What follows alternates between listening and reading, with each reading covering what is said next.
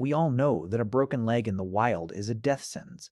Modern logic tells you that before the invention of hospitals and pharmacies, nature was a cold machine that simply discarded the weak. You might assume that if you could not hunt or gather, your community would leave you behind to save themselves. But if you were to travel back tens of thousands of years, you would not find a world of abandonment. You would find evidence of ancient people with devastating, life-altering injuries who did not just survive, they thrived for months or even years because someone else decided they were worth the effort. This reveals a shocking truth about our ancestors that changes everything you know about survival. Imagine living 27,500 years ago in what is now Italy. The world is locked in a brutal ice age. Predators like cave bears are a constant threat. One day, a 15-year-old boy is cornered. A bear attacks him, brutally mauling his jaw, his neck, and his left shoulder. In a world of cold logic, this boy is now a burden. He cannot hunt. He cannot run well. He cannot contribute to the physical survival of the tribe. Yet his remains show that he was not left to die alone in the woods. His community stayed with him as he passed. This was not a rare event. It was a pattern of behavior that suggests ancient humans had a sophisticated system of care long before the first city was ever built. The mystery deepens when you look at how difficult it was to survive back then. The ancient world was a place of extreme physiological stress. Early humans faced freezing temperatures, constant migration, and the ever-present threat of famine. In these conditions, every calorie was precious.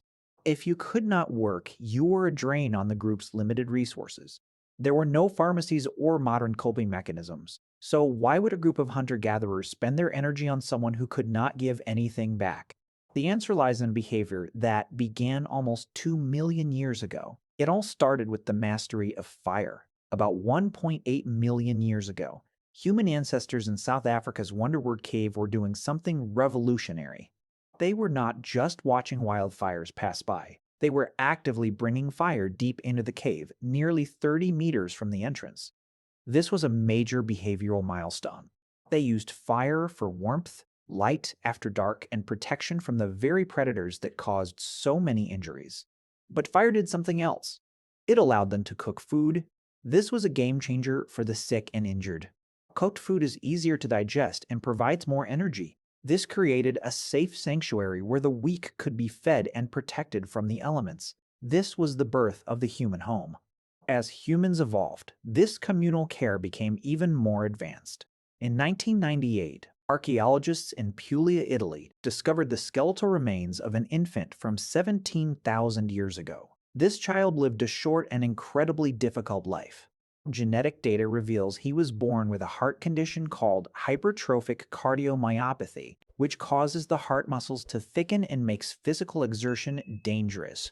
He also experienced at least 9 episodes of extreme physiological stress during his short life, 3 of which happened before he was even born. But the most revealing detail was a healed fracture on his collarbone. Think about what a healed bone means in the Stone Age. For that collarbone to knit back together, the infant had to be kept still and protected.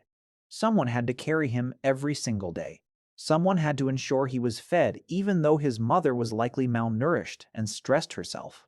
This infant survived for up to 18 months despite being born with a failing heart. Isotopic analysis suggests the mother stayed in one place during the final period of her pregnancy and the child's life to provide this care. He was not a useless member of the group. He was a loved member of a family. This shows you that the survival of the fittest does not just mean the strongest individual. It means the group that is best at protecting its own. This instinct to care for the vulnerable even extended to those who were losing their senses. You often think of ancient humans as having perfect, eagle-like vision, but the evolution of certain physical traits brought new vulnerabilities. Take the origin of blue eyes, for example. All blue-eyed humans today can be traced back to a single mutation that likely originated between 6,000 and 10,000 years ago, though some evidence pushes this back to 17,000 years ago. Before this, everyone had dark brown eyes. While blue eyes offered a specific advantage in low light conditions, they came with a heavy biological price. Blue eyes are actually not blue. They appear blue because of the Tyndall effect, where light scatters in the iris just like it does in the sky. This happens because the HERP2 gene acts as a switch that turns down the OCA2 gene, which is responsible for producing melanin pigment. Without melanin to absorb light, short wavelengths scatter and reflect back to the observer. This lack of melanin in the iris significantly increases the risk of serious eye conditions. People with lighter eyes are more susceptible to uveal melanoma, a malignant cancer of the eye. They also face a much higher risk for age-related macular degeneration and cataracts. In a hunting and gathering society, blindness should have been a death sentence, but it was not. The community adapted to these sensory weaknesses. You can see this through the way traits like blue eyes were maintained and even favored despite their health costs. One compelling theory is that these individuals were preferred as mates through sexual selection. Blue eyes were seen as novel and attractive ornaments, much like a peacock's tail. This suggests that ancient humans valued beauty and social connection as much as physical utility. A person who was losing their sight was not discarded. They were supported because they were part of the social fabric of the tribe. How did this drive to help others become so deeply ingrained? Scientists point to a rare evolutionary mechanism called the green beard effect. This is when a single gene or group of genes produces a visible trait and a behavioral drive to help others with that same trait. When individuals see others who look like them, they feel a biological urge to assist them. This behavior allows a specific trait to prosper even if it seems subpar from a purely physical standpoint. It turned the ancient human tribe into a self-reinforcing support network. By binding a physical trait to a helping behavior, ancient humans were able to recognize and assist copies of their own genes in both kin and strangers. This created a feedback loop of social selection. If a father saw his blue-eyed child was injured or sick, he might be more inclined to invest his limited resources into that child's survival because he recognized the shared trait. This was not always a conscious decision. It was a deeply ingrained evolutionary strategy. It ensured that even those with physical setbacks could pass their genes and their stories to the next generation. This communal care was also essential when dealing with disease. You can see the results of this in the way we evolved to digest milk. For most of human history, adults were lactose intolerant. But about 6,000 years ago, a mutation appeared in Ukraine that allowed adults to digest milk sugar. This mutation did not spread because people just liked the taste of milk. It became essential during periods of famine and epidemic disease. When people were too sick to eat solid food, or when crops failed, they turned to milk. Those who could digest it survived the crisis. Those who could not often perished from severe diarrhea and dehydration.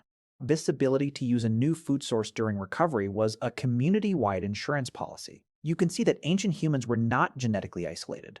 Throughout history, there was constant migration and interbreeding between different groups. When groups met, they shared more than just genes. They shared knowledge and survival strategies. This mixing allowed traits like the ability to survive in low-light environments or the ability to digest milk to spread across continents. It also spread the cultural baseline of caring for the injured. This is why you find similar patterns of care and healing in skeletal remains from all over the world.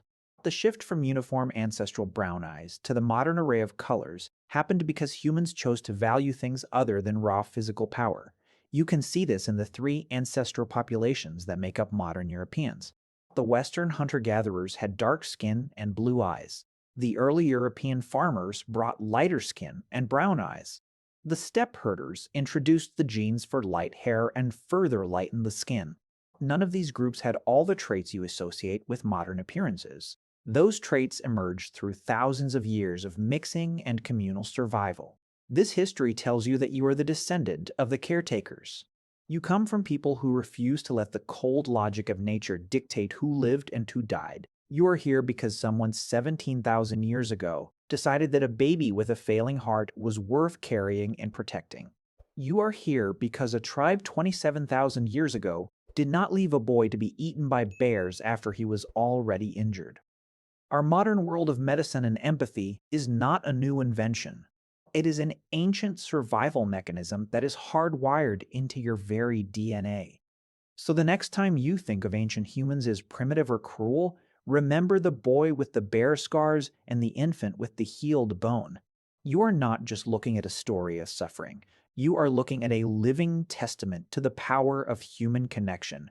We did not conquer the world because we were the strongest or the fastest. We conquered the world because we were the only ones who truly looked after each other. If you inherited your empathy from the people of the Ice Age, what other secrets are hidden in your past?